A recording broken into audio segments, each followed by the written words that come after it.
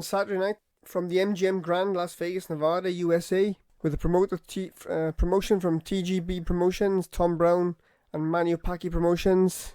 From USA Fox pay-per-view, it's introducing Keith One Time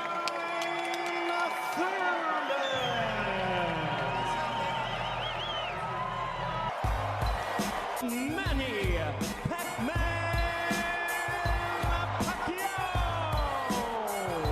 Without further ado, I'm going to go into the main event fight. Normally I go from the bottom up, but this time, being a fight which has been on the cards, people looking forward to this, so let's get underway. So going in, Keith Thurman, 29-0, is the WBA Super World Welterweight title holder. 29 wins, 22 KOs, 0 defeats. His last win coming in January against Josito Lopez on a unanimous decision, or majority decision. It was a close fight. Thurman showing his rust there, and Manny Pacquiao coming into the ring on the back of a win off Adrian Broner for the WBA regular World Welterweight title. 61 wins, 7 losses, and 2 draws. So let's look at the intangibles.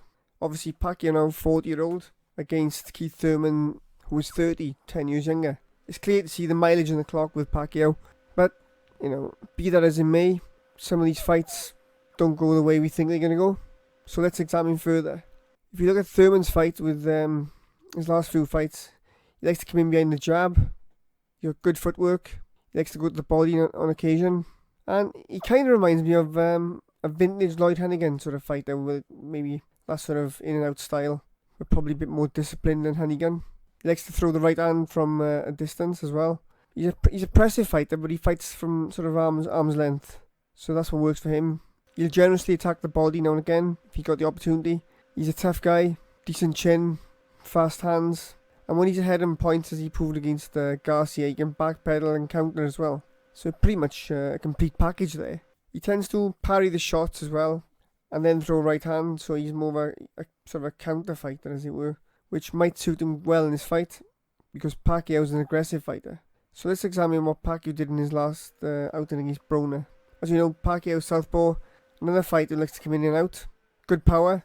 And his power is seemingly sort of underrated. He catches these guys like he did Broner, and it shocks them. He's also a counter puncher coming forward, Pacquiao, by the looks of it. When you think of the way he fights, when the other guy reacts, he also reacts. So it's a dangerous fight for both men. One thing to note, though, at 40, and his last fight, he did seem to throw a bit less punches, a bit more caution, and a bit sort of, I wouldn't say tentative, but he's conserving his energy a bit more. But in this fight with Keith Thurman doesn't throw a lot of shots to make the other fighter work either. He's a reactionary opponent as well. And he doesn't have to win. It's a difficult call here. So going back to the intangibles again now. We have Thurman is probably the best fighter for Pacquiao since Tim Bradley. If you can rate Tim Bradley alongside Keith Thurman, which I think you probably could. And even if you didn't, you'd say Mayweather. So Thurman is probably a better fighter than Broner, no doubt, and also a better fighter than Lucas Matiz. We can't really sort of gauge Pacquiao on his last 2 fights. As good as he looked, you have to say, did those guys have the beating of Jeff Horn as well? So I don't know. Would you pick Jeff Horn over Broner? I don't know. So it's a good analysis there. So I'd say Thurman is Pacquiao's best opponent by a long mile. I'm not sure at age 40 if Pacquiao is Thurman's best opponent at the moment, because Danny Garcia gave him a good argument, and so did Sean Porter. Looking at it on paper and results wise, it is an even fight, but I'm going to lean towards Thurman in this sort of instance because of his age, 30-year-old, up against obviously a legend in the sport. And it's all for Thurman to do really, because Pacquiao's there to win every time. He's a guy who doesn't like losing. He comes to fight. And if you look at Thurman's last fight, he didn't look very good against Lopez in like the later rounds, 7 and 8 was it? So I'm not going to pick Pacquiao for the upset. I think I'll still go with Thurman, but I think it could be a tough night's work. If Thurman is faded and is sleeping on the job, Pacquiao wins this. I'm a Pacquiao fan. I'd like to see him win, but realistically, as good as he was against Broner, I still think Thurman could be a step up again.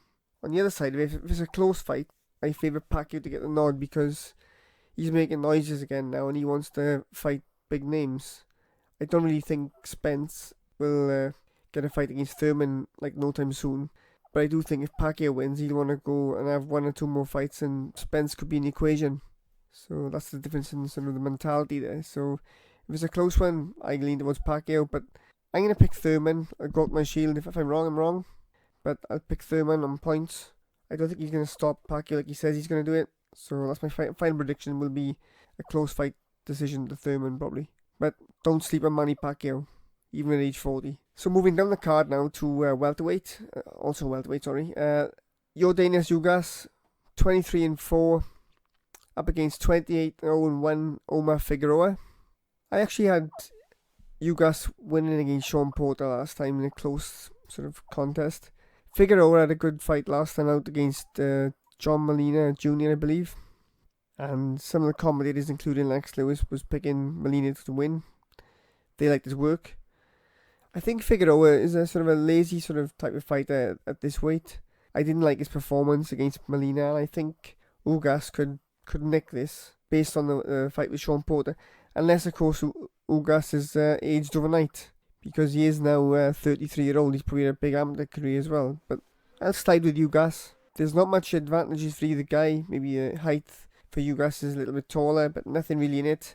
I think if Figeroa was an active fighter, had more work rate, I think I'd pick him. But in this instance, I'm picking Ugas on points. The next fight on the preview is Sergey Lipinets versus John Molina Jr. Lipinets obviously campaigning as a welterweight now. TKO 10 Lamont Peterson last time, and Molina obviously had that Figeroa loss. I'd like Molina to sort of get a win here, if I'm honest. I like his effort, but I really think Lipinets could beat him on points. He's the man on the up, and I think he's got a lot to prove at welterweight. So I think that is what it is. Then we have Luis Nery, 29-0 versus Juan Carlos Payano, 21-2. I think Payano is a better fighter than his record suggests, even though he got stopped in 1 round by Naoya Inoue. I think Nery could be in a tough fight here, and I'll pick Nery on points, because Payano's only been stopped once. I think Nery gets this one on points, but I don't know if it'll be convincing. Could it be fight the night? I don't know.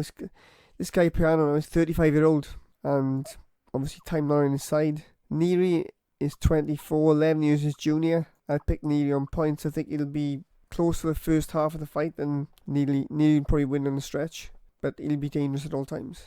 Also on the bill, Plant defending his IBF World Super Middleweight title against Mike Lee. Haven't seen Mike Lee at all. Plant looks quite a good fighter. I think he's got to be top 3 in the rankings.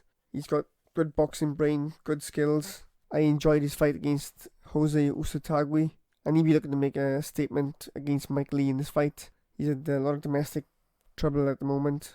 He's getting over with his incidents involving his mother, and he's had a lot to deal with. But I think this fight, he'll get his career back on track and probably get Mike Lee on a point win. The last fight to preview is Efe Ajagba versus Ali Eren Demrizen. On paper, this is a cracking fight. Props to PBC for this. This is unprecedented, really, when you get like 2 young lions in the ring together. We had it last week with Gorman versus Dubois. I'd like to see more American fighters get involved in doing the same thing instead of fighting sort of trail horses. So anyway, Efe Ajagba, he's 10-0, 9 KOs, which is a bit sort of bad, really. Should be 10 KOs because he had a disqualification win, didn't he? So, but anyway, he hasn't gone beyond 5 rounds, and he's obviously looking for a test. And this guy, he stands at 6'5" tall. He's a big heavyweight, 25-year-old from Nigeria. He's looking to have a good test in this fight, which he should get against Ali Eren Demrizen. 11-0, 10 KOs. He's 6'3" from Hamburg, Germany, but Turkish born. Both these guys were in the amateurs together. They sort of know each other, or know of each other from the amateur circuit. Demrizen's got a world ranking with the WBO. And like I've said before, I've seen his fight against Michael Sprott back in 2017, TKO 5. That's the only fight I've seen because obviously Sprott is British. I'm a British dude and I watch a lot of British fights. So Ajagba now, if you look at his fights, obviously he's progressing fast, but he seems to have a jab which doesn't come straight. Seems to be more of a hooking jab. He has a great straight right hand. Obviously I haven't been tested with the chin and all that sort of thing, but He uses his height well. Good defense, and he's patient. So Ajagba's basically got all the tools you look for in heavyweight prospect. But he's up against Ali Eren Demrizen, who's also known as the KO machine for some reason.